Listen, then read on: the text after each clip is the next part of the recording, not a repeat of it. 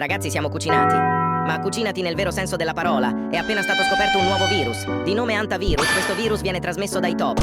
Ed è davvero letale, potrebbe farti morire in un paio di giorni. Ed è trasmettibile da uomo. Ma come è stato scoperto? Beh, una coppia olandese ha deciso di fare birdwatching in una discarica.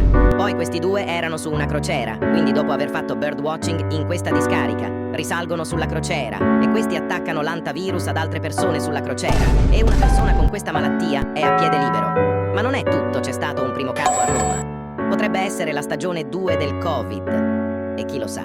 Vabbè, resta il caso che non mi avvicinerò mai a dei topi. Vabbè, slide out.